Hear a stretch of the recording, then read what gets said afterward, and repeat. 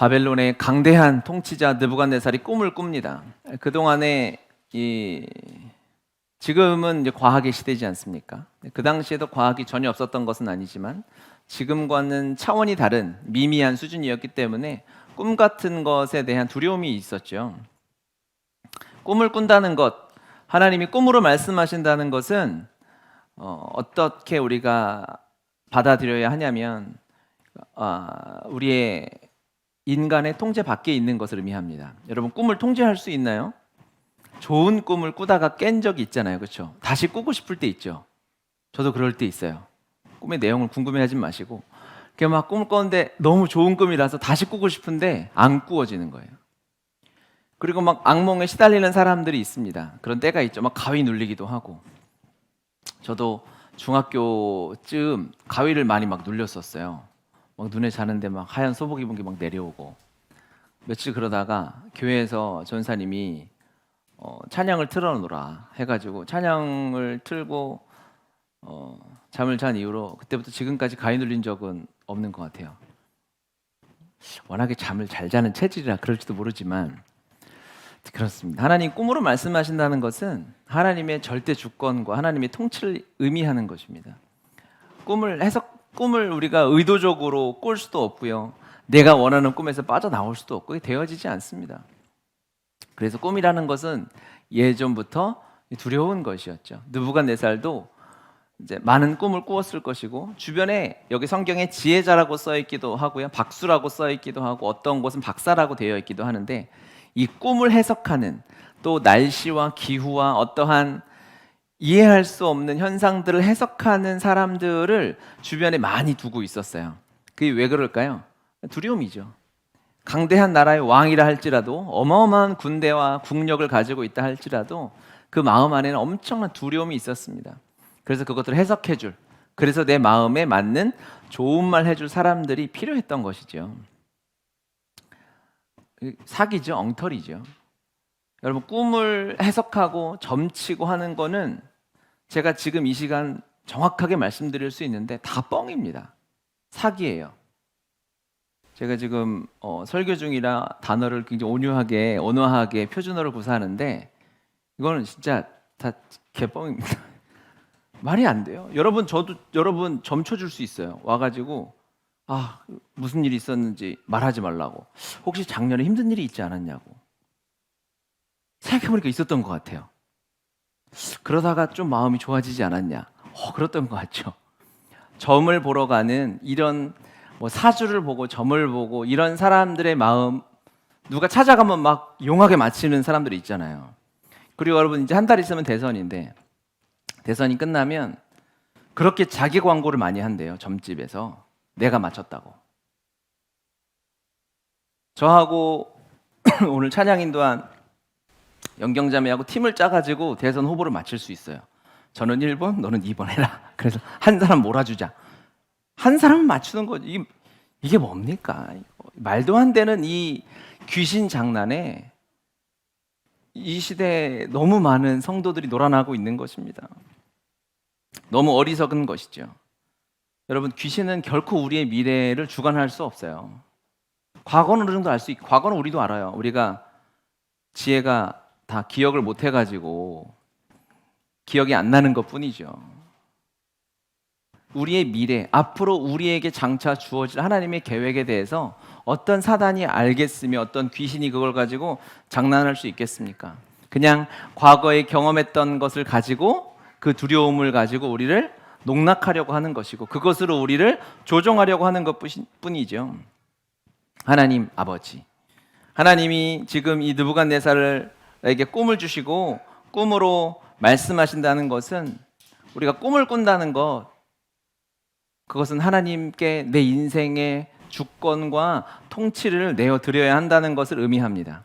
어느 누구도 우리의 생각을 알 수 없고 우리의 미래를 알 수 없어요. 하나님만이 아실 수 있습니다. 그러니까 느부갓네살이 아주 지혜를 내지 않습니까? 그동안에 꿈을 꾸었는데 막 이런저런 해석들을 해줬던 거예요. 그런데 제가 방금 말했던 것처럼 여러분들도 그 자리에 가면 다 대충 끼워 맞춰가지고 얼마든지 해석할 수 있어요.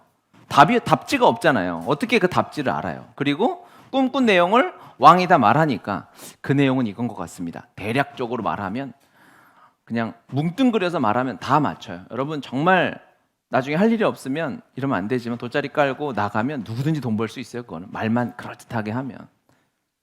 그러니까 느부갓네살이 여기서 꿈을 꾸었다라는 이 단어가 복수형으로 나옵니다. 아마 같은 꿈을 두세 번 이상 꾼 것 같아요. 막 무서운 거죠. 도저히 내 지혜로는 알 수 없는 꿈을 꾸었으니 이번에는 이 왕이 내 꿈을 너희들 해석해봐라. 이제 꿈을 해석하는 관리들, 주변에 지혜자라고 불리는 박수들, 박사들을 불러놓아 놓고 내 꿈을 해몽해 보는데 내가 꿈 내용을 말을 안 할 테니까 꿈의 내용과 그 해몽까지 다 말해라라고 하는 거예요.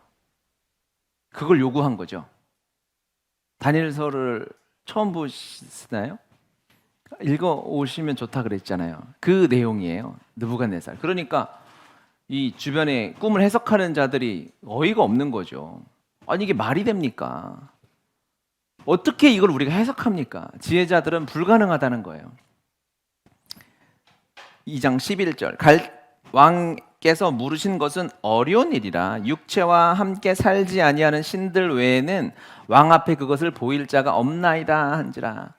이것을 세번역으로 한번 띄워줘 보실래요? 네, 세번역으로 보면 임금님께서 물으신 것은 너무 어려워서 같이 읽겠습니다. 육체를 가진 사람과 함께 살지 않는 신들이라면 몰라도 아무도 그 일을 임금님께 알려드릴 수 없습니다. 이 말을 듣자 왕은 성이 나서 크게 화를 내며 바빌론의 지혜자들을 모두 죽이라는 명령을 내렸습니다. 진짜 꿈을 해석할 거면 내 꿈 내용도 맞히고 해석도 맞춰라 이렇게 하는 거예요. 그런데 여러분 진짜 지혜라면 그렇게 해야 되는 거 아니겠습니까? 그렇죠? 이게 아니면 다 가짜인 거예요. 사기인 거죠. 박사들은 할 수 없습니다. 불가능합니다.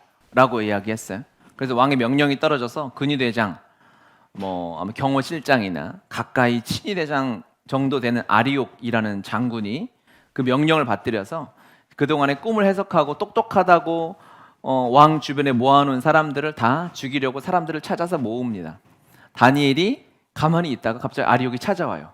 다니엘 너도 꿈을 해석하던 달란트가 있었고 그 일을 했었으니까 너도 죽어야 되겠다라고 합니다. 사람들은 다 불가능하다. 다른 세상의 지혜자들, 세상의 똑똑한 사람들은 할 수 없습니다라고 하는데 그때 다니엘이 아닙니다. 나에게 기도할 시간을 주십시오라고 요구를 하는 것이죠. 16절 다니엘이 곧 왕에게로 가서 아뢰었다. 임금님께 임금님의 꿈을 해몽해 드릴 수 있는 시간을 저에게 주십시오라고 이야기합니다.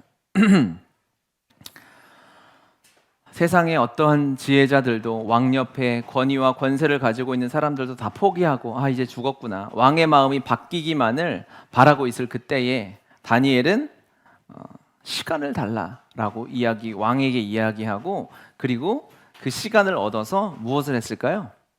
다니엘이 함께 기도하는 믿음의 동역자들, 다니엘의 세 친구 사드락과 메삭과 아벳느고 이 세 명을 불러서 우리 함께 기도하자. 하나님이 혹시 우리에게 지혜를 주시리라 라고 하나님 앞에 다니엘과 세 친구가 함께 기도를 합니다. 기도하면 될까요? 기도하면 되죠. 할렐루야. 여러분 그리스도인이 할 수 있는 가장 당당한 말은 무엇이어야 하냐면 기도하면 가능하다는 거예요. 세상은 도저히 불가능하다. 사람의 생각을 어떻게 읽느냐. 당신의 꿈의 내용을 우리가 생각 읽기도 어려운데 꿈 내용까지 우리가 어떻게 압니까라고 세상의 모든 똑똑한 사람들이 두 손 두 발 다 들고 죽음을 기다리고 있는 그 상황 앞에서 다니엘은 기도하며 하나님께 지혜를 구하는 거예요. 그리고 하나님께서 기도했을 때 실제로 그대로 꿈의 정확한 내용과 해석을 가르쳐 주죠. 하나님의 하나님 되심을 그때 다니엘을 통해서 드러내시는 거예요. 왜 그랬을까요? 다니엘이 대단해서, 다니엘이 똑똑해서, 다니엘을 살려주고 싶어서, 다니엘을 서를 쓰시려고? 아니죠. 기도하면 된다는 것을 보여주고 싶은 거예요. 기도하면 안 되는 일이 없다. 세상 다 이때는 다 바벨론의 모든 사람들이 다 포기했어요. 아, 지혜자들 다 죽었구나. 그때 포기하지 않은 한 사람, 다니엘. 그는 기도하면 된다. 시간을 벌어서 하나님 앞에 기도했을 때 실제로 그렇게 되었다는 것이죠. 여러분, 우리는 기도의 능력을 믿어야 합니다. 기도하면 하나님이 왕의 꿈의 내용까지 가르쳐 주시는 분이에요. 무엇을 못하겠습니까? 여러분, 기도의 능력을 얼만큼 믿으시나요? 그리스도인들이 기도 응답받지 못하고 살아가는 것만큼 불쌍한 것은 없습니다. 하나님의 자녀라고 하는 우리가 기도 안에 자유함을 누리지 못하고 우리의 근심, 걱정, 어려움들, 불안함들을 하나님께 내어드리지 못하면 그것만큼 어려운 일이 없어요. 세상에 살다 보면 힘들고 어려운 일이 있을 수밖에 없죠. 그 일을 만났다고 우리의 믿음이 형편없는 것은 아닙니다. 아무리 믿음이 좋은 사람도 세상에 시험 당하는 일, 어려운 일, 불안한 일, 답답한 일을 만나게 되어져 있어요. 그때 믿음의 사람이냐 아니면 세상의 사람이냐가 드러나게 되는 것이죠. 그때 우리는 믿음으로 기도하는 것입니다. 그 낙심하는 자리에 우리의 마음을 쏟아놓고 거기에 내려놓고 멈춰 있는 것이 아니라 하나님 앞에서 기도하면 돌파할 수 있다. 기도하면 가능하다.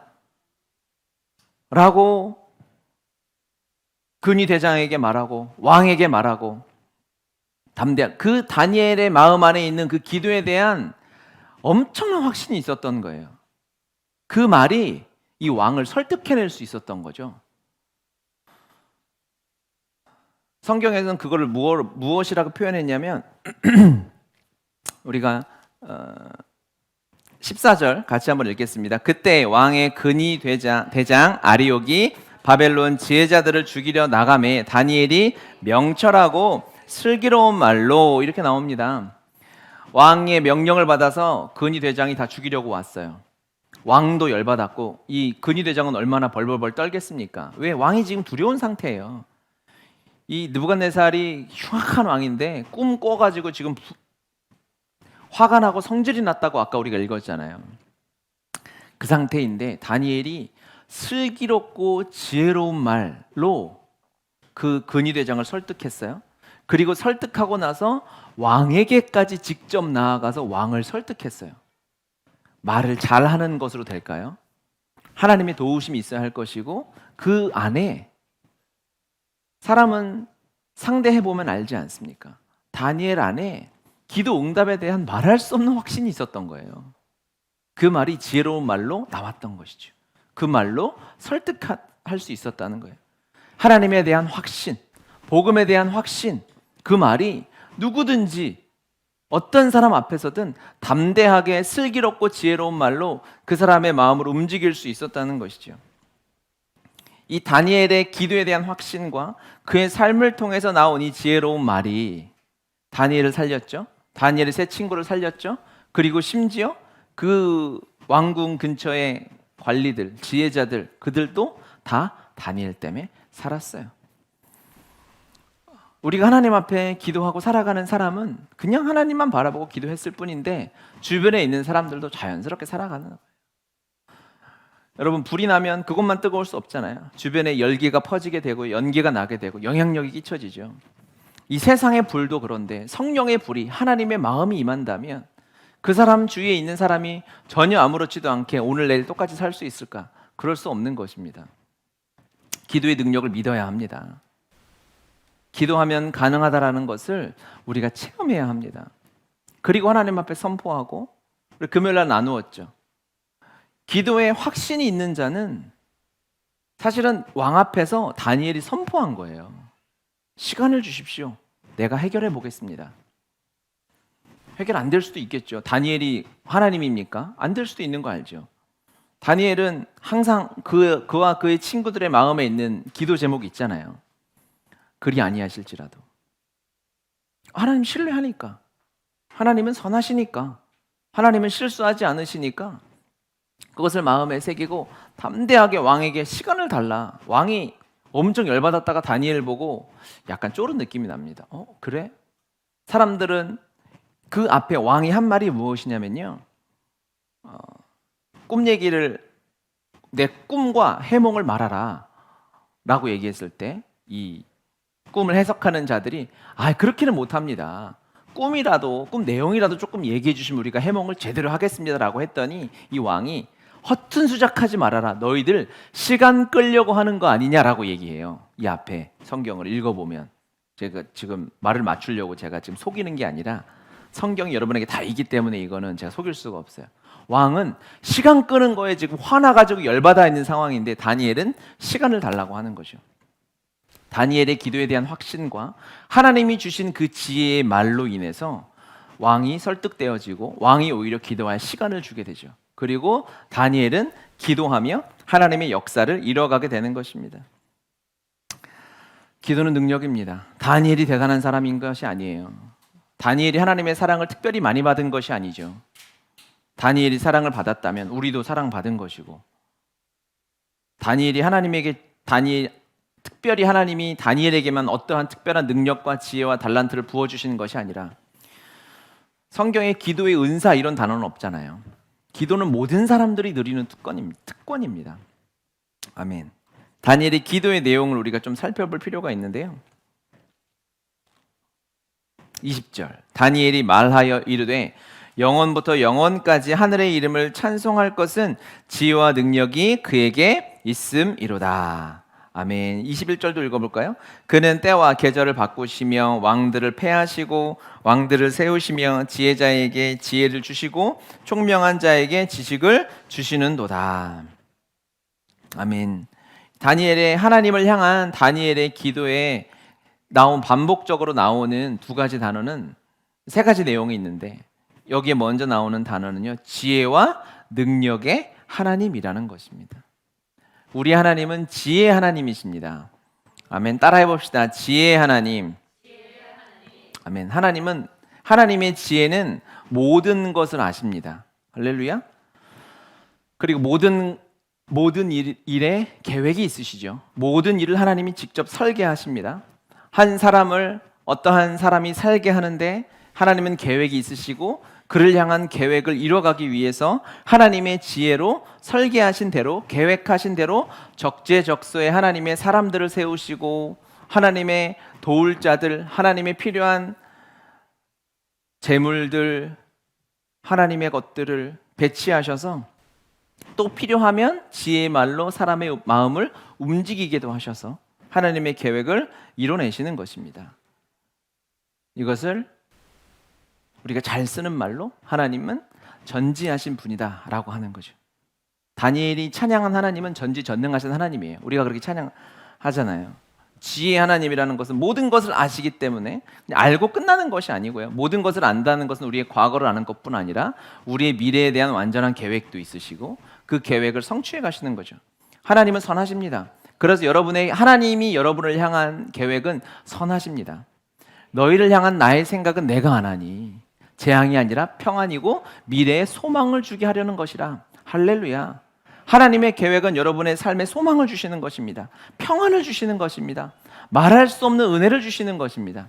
이것을 주시기 위해서 하나님은 계획하시는 거예요. 하나님의 지혜를 총동원하셔서 계획하시는 것입니다. 그 하나님의 이 계획의 가장 한가운데 중심은 무엇일까? 여러분, 하나님이 우리를 향한 삶의 계획과 목적이 있다면 무엇일까요? 가장 중요한 목적과 계획이 있다면 우리가 예수님 잘 만나서 잘 믿는 거죠. 하나님이 계획하신 대로 처음에 우리를 하나님 품에서 창세전에 계획하신 대로 하나님 당신의 형상 그대로 살아가는 것, 그 원형을 회복해서 살아가는 것이 하나님의 계획입니다. 하나님의 뜻입니다.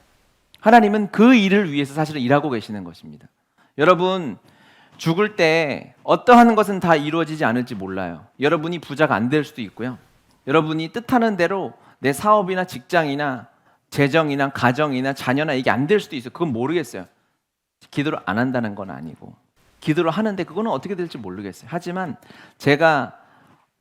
우리가 당연히 외칠 수 있는 것은 그날에 우리의 형상이 예수 그리스도의 형상으로, 하나님 자녀된 형상으로 완전히 회복될 것이라는 것은 확실한 거예요. 아멘. 이 계획은 틀림이 없어요. 하나님의 계획이니까.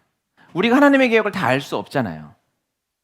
우리가 이 세상에서 얼마만큼의 성공을 할 것이며, 얼마만큼 인기를 얻을 것이며, 얼마만큼의 소유를 가지고 있을지는 그거는 모르겠어요. 하지만 정확한 하나님의 계획 하나, 하나님은 이 일을 위해서 이 모든 것을 이끌어 가시는데, 우리가 하나님의 형상으로 세상에서 어떠한 것도 우리의 마음과 우리의 삶을 폄하할 수 없는 예수님 짜리의 모습으로 창세전에 하나님이 꿈꾸신 대로 살아가게 하시는 것입니다. 이것이 하나님의 이 지혜의 가장 중심에 있는 것이죠. 또 다니엘이 고백했던 것이 하나님의 능력입니다. 능력의 하나님입니다. 따라해 봅시다. 능력의 하나님. 하나님의 능력은 충만하시죠. 하나님은 창조의 능력이십니다. 말씀 한마디로 온 우주를 창조하신 분이십니다. 그리고 창조한 데서 그치지 않고 우리가 잘못해서 타락했더니 우리를 치유하시죠. 우리를 고치십니다. 우리의 병을 낫게 하시죠. 우리의 상처를 낫게 하시고, 또한 우리로는 할 수 없지만 이 우주 만물 자연을 하나님의 뜻대로 움직이십니다. 해를 멈추게도 하시고요, 비가 오게도 하시고, 7년의 풍년을 주게도 하시고, 7년의 흉년을 바로 오게도 하시고, 하나님의 능력으로 사람을 삼키는 큰 물고기를 준비하게도 하시고요,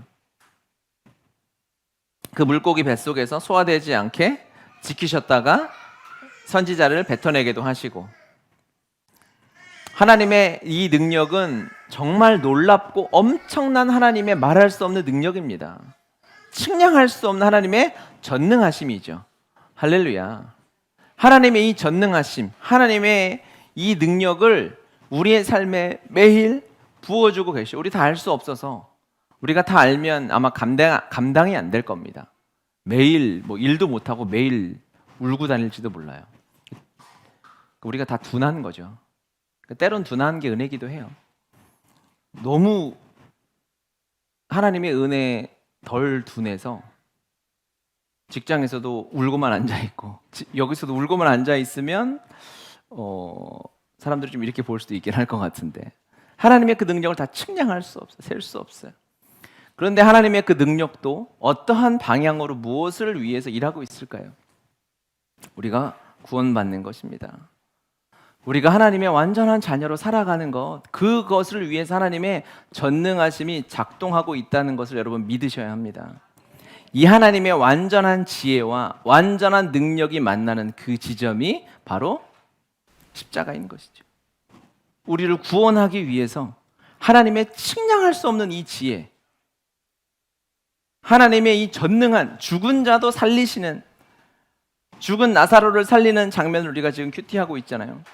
죽은 나사로를 살리는 그 하나님의 기적의 능력이, 이 지혜와 능력이 딱 만나는 지점이 어디냐? 바로 갈보리 언덕의 십자가라는 것입니다. 그 십자가에서 하나님의 지혜와 능력으로 우리의 옛 자아를 완전히 죽이시고, 하나님의 지혜로, 하나님의 능력으로 죽은 우리를 살려내시는 부활의 능력을 하나님께서 우리에게 허락하시는 것입니다. 하나님의 지혜와 능력이 다 담겨 있는 것이 이 십자가의 복음이라는 것이에요. 그러니까 얼마나 크겠습니까? 얼마나 찬란하겠습니까? 우리가 측량이 되겠습니까? 평생을 묵상하고 공부하고 또 묵상하고 또 훈련받아도 도저히 우리가 다 알 수 없는 것이 이 하나님의 지혜와 능력이죠. 그것을 압축해서 담아 놓으신 그 자리가 어디냐? 바로 십자가 그 자리라는 것입니다. 그것을 위해서 성경은 존재하는 것이고, 온 우주 만물은 하나님의 지혜와 능력을 찬양하기 위해서 존재하는데, 그것이 가장 정점인 곳이 예수 그리스도의 십자가라는 것이에요. 할렐루야. 우리가 그 복음을 누리고 배우는 자리가 바로 복음 순장학교죠. 광고 홍보를 하려는 게 아니고 나누다 보니 누구는 얘기해요. 뭐 그렇게 아침 9시부터 저녁 9시까지 4일 동안이나 하냐. 4일을 해도 시작도 못하는 것과 똑같아요. 하나님의 지혜가 다 담겨 있어요. 사단도 아무리 세상의 지혜자도 하나님이 인간이 되셔서 인간이 우리를 위해 죽을 거라는 것을 누가 예측이나 할 수 있겠습니까? 이 말이나 되겠습니까? 우리가 지나가는 개미를 사랑해서 개미를 위해 죽을 수 있겠어요? 상상도 안 되죠. 그런데 이것보다도 더 말도 안 되는 사건이 하나님 아버지의 성육신과 그분의 십자가와 부활 사건이잖아요. 묵상하고 배우고 또 공부하고 해도 평생을 묵상하고 공부하고 외치고 선포하고 찬양해도 채워지지 않아요. 계속 목마르는 것입니다. 그런데 우리가 그럼에도 불구하고 이 은혜를 누리지 못하는 이유는 무엇일까요? 그 은혜를 바라보지 않기 때문이죠. 그 십자가를 주목하지 않기 때문이죠. 눈을 감아버리면요, 십자가의 은혜와 사랑이 찬란하게 부어지고 있는데도 우리가 눈을 감아버리면 눈 감았을 때 불을 켜고 불이 켜졌는지 꺼졌는지 정도는 알 수 있지만 그게 어떤 빛인지 무엇인지 알 수 없는 것과 마찬가지입니다. 아무리 찬란한 태양빛이 우리를 향해 비추어오고 할지라도 거기서 졸아버리고 눈을 감아버리면 답이 없는 거예요. 우리의 삶에 있어서 하나님의 은혜와 평안과 평강과 축복과 하나님의 비전을 누리지 못하면 이 자리로 오면 회복이 됩니다. 하나님의 우리가 여러분 기도가 잘 안 되는 사람이 있으십니까? 하나님의 은사가 필요한 사람이 있으십니까? 하나님의 도우심이 필요한 분이 있으세요? 그러면 여러분 십자가 앞으로 나오면 되는 거예요. 그것을 함께 나눌 수 있는 이 복음학교를 우리에게 주신 하나님께 너무 감사합니다. 올해 이제 다음 주 토요일부터 이제 시작하려고 우리가 기도하고 준비하고 있죠. 하루 종일 하다 보니 또 아이가 있고 이런 가정은 어려움이 있더라고요. 그래서 이번에는 아이들 돌봄 서비스를 제공하려고 해요. 일단 오기만 해라. 와서 십자가 앞에 서려는 마음만 있으면 애들은 주님이 봐주시겠다. 그 마음의 중심을 가지고 주님 앞에 나아가면 여러분 반드시 우리의 삶에 놀라운 변화는 일어납니다. 하나님의 지혜와 능력의 가장 한복판이라니까요. 화산이 뜨겁고 그 마그마가 뜨겁잖아요. 그런데 그것을 연구하는 학자들을 보니까 그 가운데는 수천도 수만도의 그 뜨거운 용암이 자리하고 있는 거 아니겠습니까? 이 세상에 여러분 우리가 은혜 받잖아요. 예배하면서 막 찬양하면서 은혜 받았죠. 안 받았어요? 은혜 받았잖아요. 은혜 받아서 너무 감사한데 그것은 마그마가 밖으로 튀어나온 정도의 열기밖에 되지 않는 거예요.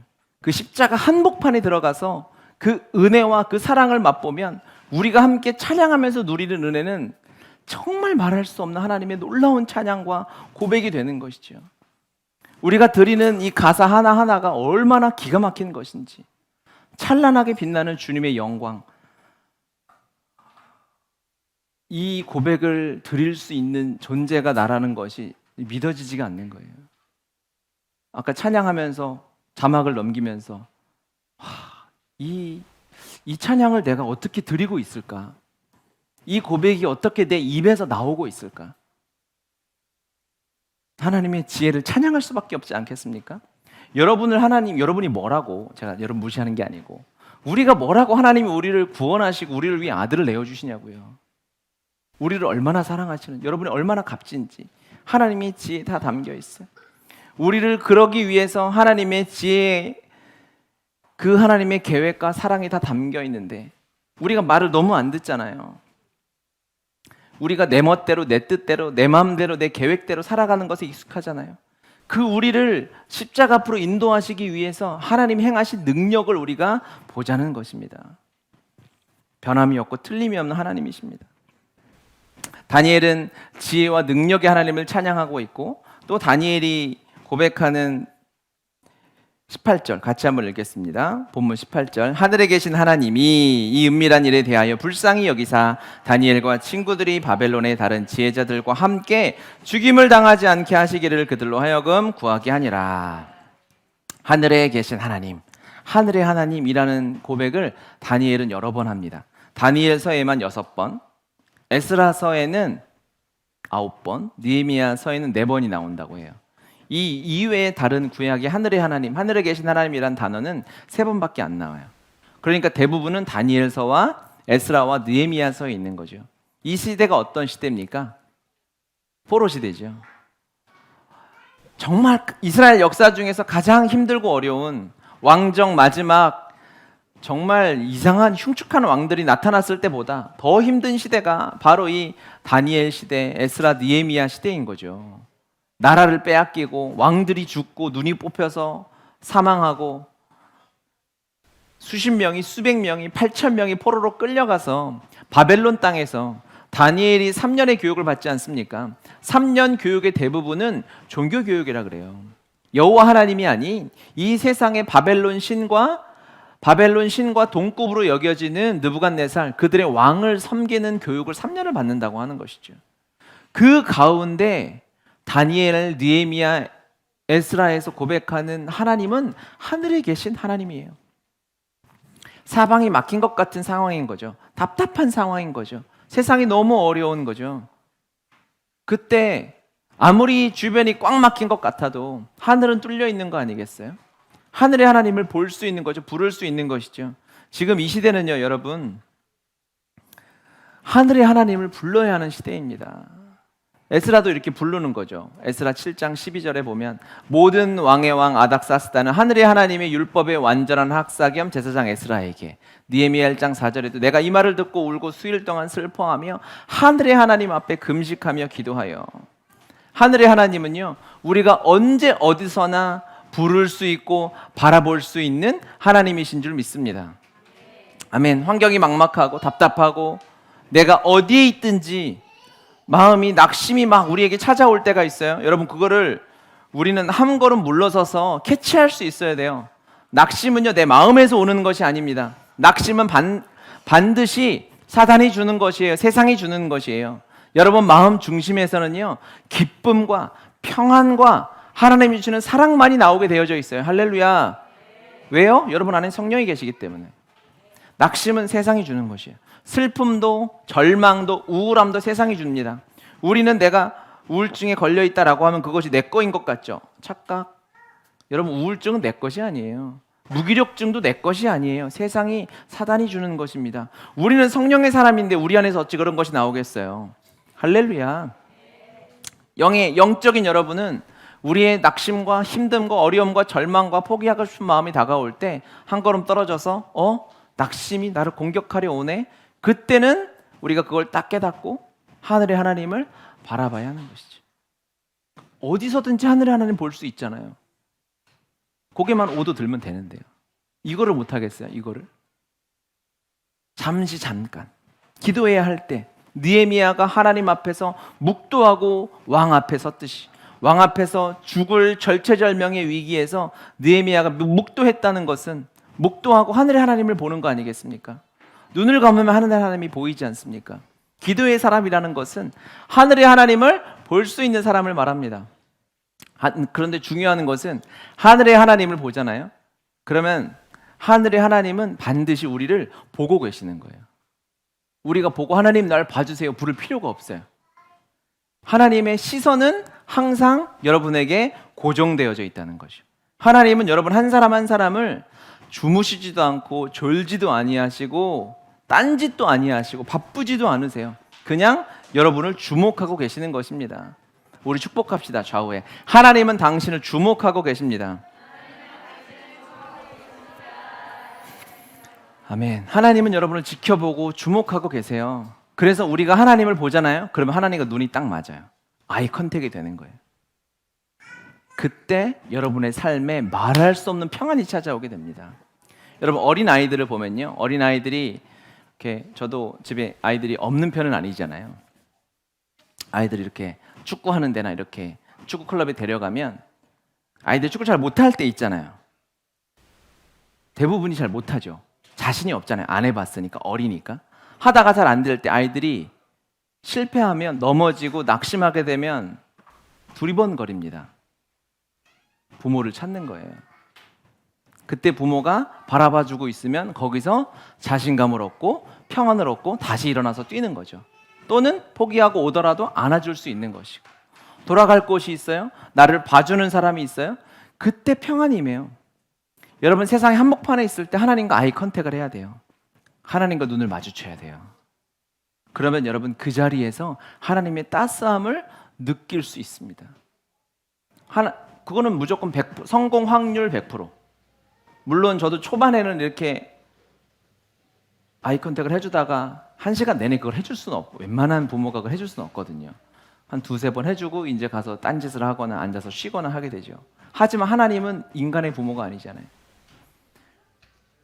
언제나 우리를 쳐다보시고 사랑의 눈으로 우리를 바라봐주고 계시기 때문에 여러분 그분을 향해서 눈을 들고 영의 눈을 떠서 하나님을 바라보면 그분과 눈이 맞아집니다. 다니엘은 그 하나님을 만났던 거예요. 바벨론 땅에서 근위대장 아리옥은 나를 죽이려 온 사람이에요. 나를 죽이려 온 사람 앞에서 잠깐만 나를 살려달라. 시한부 인생과 같은 그 어려운 상황 앞에서 하늘의 하나님을 부르며 기도했을 때 말할 수 없는 하나님의 기적을 경험했던 것이죠. 하나님은 사랑의 눈으로 우리를 바라봐주고 계십니다. 아멘. 우리 함께 찬양합시다.